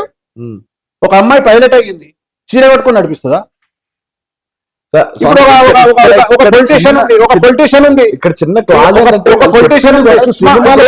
సుష్మా స్వరాజ్ గారు ఇక్కడికి చేతులు వేసుకుంటారు, సోనియా గాంధీ గారు ఇక్కడికి చేతులు వేసుకుంటారు, ప్రియాంక గాంధీ గారు ఇక్కడికి చేతులు వేసుకుంటారు, డికే అరుణ గారు, కొండా సురేఖ గారు వాళ్ళని చూస్తే లీడర్షిప్ క్వాలిటీస్ తో పాటు వాళ్ళని చూడంగానే ఒక పాజిటివ్ వైబ్ వస్తుంది. అబ్బా వీళ్ళురా లెజెండ్స్ అనిపిస్తుంది. ఎందుకంటే వాళ్ళు సుమోలు నడిపిస్తారు, వాళ్ళు సఫారీలు నడిపిస్తారు, బొలేరోలు నడిపిస్తారు. వాళ్ళ సోషల్ వెబ్సైట్ లో వాళ్ళు పెట్టుకుంటారు. నేను ఎగ్జాంపుల్ చెప్తా. నీ దగ్గర ఫోన్ ఉంది, ఈ ఫోన్ లా గూగుల్ అని ఒక యాప్ ఉంటుంది. ఆ యాప్ ఓపెన్ చేస్తే చెత్త వీడియోలు వస్తాయి. చూస్తావా చూడవా అనేది నీ వ్యక్తిగతమైన అంశం. అవును సార్. ఇప్పుడు నీ దగ్గర ఫోన్ ఉన్న ప్రతి ఒక్కరిని నేను అట్లనే అనుకుంటే నేను మూర్ఖపు ముండా కొడుకునే అవుతా. బ్యాంకాక్ అనగానే భారతదేశంలో ఒక ఏముంది అంటే బ్యాంకాక్ లో ఏమైనా మసాజ్లే ఉంటాయి అనుకుంటారు. హైదరాబాద్ కంటే గొప్ప మసాజ్లు ఉంటాయి బ్యాంకాక్ లో. అతడు సినిమాలో కోటా శ్రీనివాసరావు చెప్తాడు, పోసాని కృష్ణమూర్తి చెప్తాడు, హైదరాబాద్ చాలా డెవలప్ అయిందన్న, అన్ని ఇన్ని దొరుకుతున్నాయి అంటాడు. అట్లా బ్యాంకాక్ లో fruits famous, white sand beaches famous, చెట్లు ఫేమస్, చాలా ఉంది చూడడానికి, షాపింగ్ ఫేమస్. సో నేను అనేది అదే, ప్రతిదీ నువ్వు అట్లనే తీసుకోవద్దు, అట్లనే నీ మొబైల్ ఫోన్ లో సర్వ చండాలం ఉంటుంది దాంట్లో. నువ్వు మొబైల్ ఫోన్ ఉన్న ప్రతి ఒక్కడు దొంగనా కొడుకు అంటామా? అంటే నువ్వు అవి చూస్తున్నావు అని అర్థమా? ఎక్స్ వీడియోలు చూస్తున్నావు అని అర్థమా మొబైల్ ఫోన్ ఉంటే? అట్లనే నువ్వు అక్కడికి వెళ్ళాలా వద్దా అనేది నీ ఇష్టము. నువ్వు అవి చూస్తావా చూడవా నీ ఇష్టము. వాస్తవంగా ఫ్లర్టింగ్ అనేది సమాజానికి మంచిది. భార్యాభర్తలకు ఫ్లర్టింగ్ అనేది మంచిది, లవ్వర్స్ కు ఫ్లర్టింగ్ అనేది మంచిది. మంచి ఫ్లర్టింగ్, లిమిటెడ్ ఫ్లర్టింగ్ భార్యాభర్తల రిలేషన్ ను పెంచుతుంది. భార్యను భర్త ఫ్లర్ట్ చేస్తే, భర్త భార్యను ఫ్లర్ట్ చేసినా, ఇద్దరు ఒకళ్ళొకళ్ళు ఫ్లర్ట్ చేసుకున్నా అది సమాజానికి, ఆ కుటుంబానికి మంచిది. 7 years సిక్నెస్ కూడా పోతుంది. 10 ఏళ్ల తర్వాత భార్యాభర్తలు ఫ్లర్ట్ చేసుకుంటే చాలా ఆనందంగా అనిపిస్తుంది. సో అట్లానే ఫ్లర్టింగ్ మంచిది కాదు అంటే మంచిదే. సో అక్కడ వాళ్ళ ఉద్దేశము, వాళ్ళ వ్యక్తిగతమైన అంశాన్ని మాట్లాడడానికి మనకు రైట్స్ లేవని చెప్తున్నా. నేను పర్ఫెక్ట్ గా ఉన్నా. నేను ఒకటే మాట చెప్తా. ఇప్పుడు ఒకవేళ ఇప్పుడు ఉదాహరణ కల్చర్ ఉంటుంది. ఇప్పుడు నార్త్ ఇండియా ఉంది, నార్త్ ఇండియా స్లీవ్లెస్ అనేది వెరీ కామన్, సౌత్ ఇండియాలో కూడా కామన్. సో నేను ఇది పెద్ద విషయమే కాదు, నేను అనేది ఇది సబ్జెక్టే కాదు. నేను చెప్పదలుచుకున్న పాయింట్ ఏంటంటే వాళ్లను కట్టడి చేయాలని ప్రయత్నం చేయకుండా మగవాళ్లలో మార్పు రావాలని చెప్పడం నా ఉద్దేశం. ఎందుకంటే నీ బిడ్డని ఏ రకంగా చూస్తున్నావో, నీ చెల్లిని ఏ రకంగా చూస్తున్నావో, సమాజంలో కనిపించిన ఆ అమ్మాయిని కూడా నువ్వు అదే రకంగా చూడగలిగితే అది గొప్పతనం. అంతేగాని నా బిడ్డనేమో నేను సామెత ఉంది, మా తెలంగాణలో ఒక సామెత ఉంటుంది, మనది సోమవారం మందిది మంగళవారం అట. నేను అనేది ఏంటంటే ఒక వ్యక్తిని కమాండ్ చేసేటువంటి రైట్స్ మనకు లేవు. నేనైతే నా లెవెల్లో నేను ఉంటా, నేను కమాండ్ చెయ్యను. నేను ఉదాహరణ నేను ఎప్పుడు చెప్తా, జాతకం చూసి అయ్యా నీకు లివర్ క్యాన్సర్ వచ్చే అవకాశం ఉంది కాబట్టి మందు బంద్ చేయి, నీకు లంగ్స్ క్యాన్సర్ వచ్చేది ఉంది కాబట్టి సిగరెట్ బంద్ చేయి అని నేను ఆ వ్యక్తిని వార్ని చేస్తా.